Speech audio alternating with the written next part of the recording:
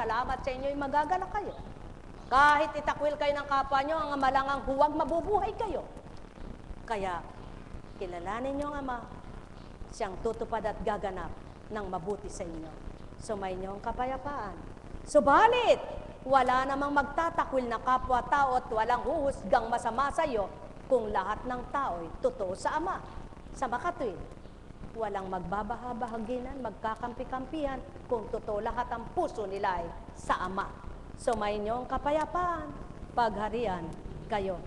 Kaya kung wala kang magagawang mabuti, manahimik ka na lang. Kung may magagawa ka naman, gumawa kang walang salita. Subalit kung marami kang ngawa, pagpapaimbabaw yan. Mga mahal, sumainyo ang kapayapaan, pagharian kayo. Nek karameneyahanam, nek karameneyahanam, nek karameneyahanam. Tulad ng Kristo, na pagmasda ng mga alagad na walang nakukuha at tuwirang dumatal sa buhay nila, do'y tinuran at winika, ihulog niyo muli ang lambat. At sa pagtalima, sinidla ng galak, ang walay nagkaroon, ang nagkaroon ay nagalak. Sumainyo ang kapayapaan, ang matapat ay sumunod, at ang tapat ay tinanggap. Mahal na mahal ko kayo. Tuwiran kong tinuturan. Kung mali ang aral na ito, wala ng tamang pangangaral. Subalit kung tututuhanin niyong tanggapin, maging isip at damdamin niyo'y magiging totoo rin. Nek karameneyahanam, nek karameneyahanam, nek karameneyahanam. Si kunching mahahatul at mahuhusgahan nyo, mapagwiwikaan nyo ng kung ano-ano. Subalit ang hindi ninyo nakikita, batid lahat ito. At ang wala kayong naririnig, may pandinig sa inyo. Alam kong may magagawa ang Ama. Alam kong may magagawa ang Ama. Winika niya, manalig ka na.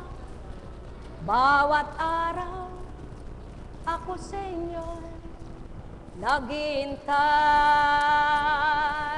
Alam kong di ringgin kayo ng Ama.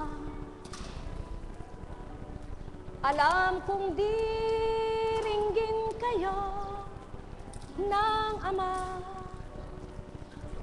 pagkat winika niya, manalig ka na. Bawat araw, ako sa inyo may nakalaan. Mayroong magandang mangyayari sa inyo. Aking mga minamahal, mayroong magandang mangyayari sa inyo. Manalig, umangkin at tanggapin. Buhay ba ang Diyos? Buhay nga po ba ang Diyos?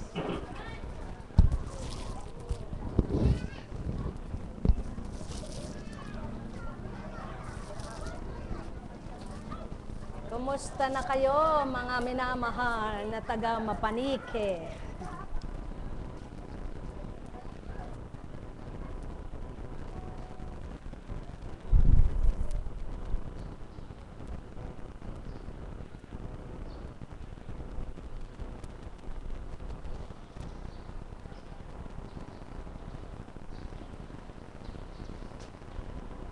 Kayo ba, sa pananalangin ninyo, may nararamdaman kayo? Po? Ano nararamdaman nyo? Nag-iinit yung galit ninyo? O naiibsa ng lumbay nyo sa puso nyo at nagiginhawahan ang kalooban nyo?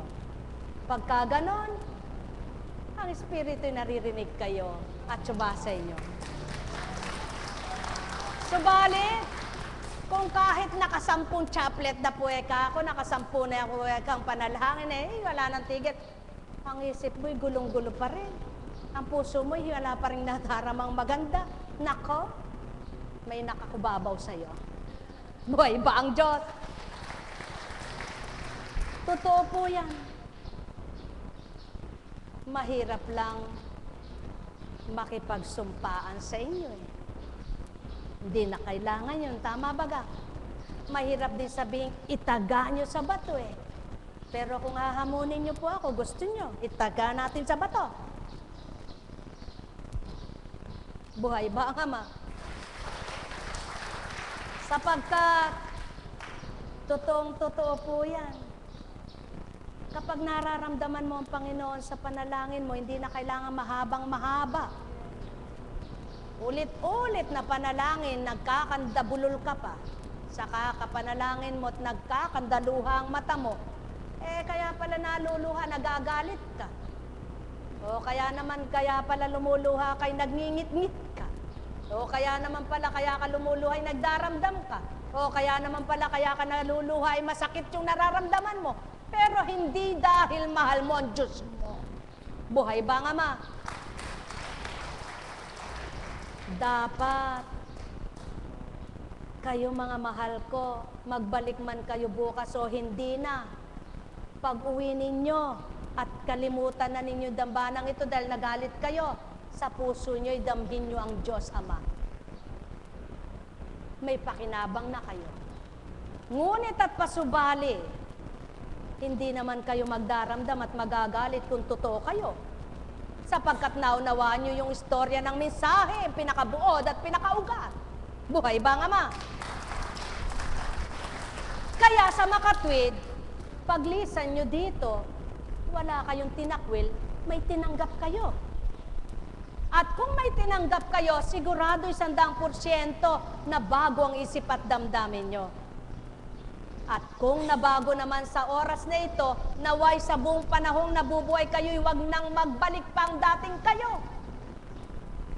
Kundi manahan na yung pasimulang pagbabagong napadama sa inyo. Nawa, gayon ang maganap sa inyo. Sapagkat kung araw-araw na lang hindi ka nagnilay, inisip ko ngayon ang sakit ko, kinabukasan yung sakit ko na naman, yung kinabukasan sakit, hindi ka na nakalaya dyan. Kailan ka makakalaya dyan? Kasi po hindi pa gumagaling, kaya hindi ko pa makalimutan paano mo nga kalilimutan? Nararamdaman mo nga, ay ang sakit mo, hindi ang kalooban mong binago ng Diyos mo. Buhay ba ang Ama? Subukan mo. Kung totoo mong naramdaman ng Diyos mo dito, sabihin mo, sinungaling yung kuntsing na yan. Subalit, kung hindi pa nga, sadyang magaganap sa iyo ito. Wala ka nang mararamdaman kundi ang hinagpis. Pagtatanong, nararamdaman mo sakit. Yung nararamdaman mo, siya na lang nararamdaman, puro nararamdaman. Hindi mo na naramdaman ang pag-ibig ng Ama sa'yo. Kailan mo siya mararamdaman? Kung patay ka na, lalong hindi na. Sapagkat ang Diyos mo hindi Diyos ng patay, kundi Diyos ng buhay. Buhay ba ang Ama? Mga mahal, sumainyo ang kapayapaan, tigibin ang pangunawa kayo, at mararamdaman nyo sa puso nyong ibig ko. Sapagkat kung umiibig kayo sa Ama, iibigin nyo ang salita niya, at kung iniibig nyo ang salita niya, maunawaan ng puso nyo. Mga mahal, sumainyo ang kapayapaan. Nekkarameneyahanan. Nekkarameneyahanan. Nekkarameneyahanan.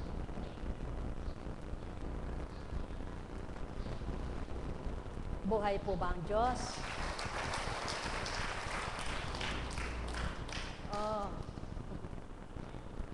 Maanano ka magsalita ito.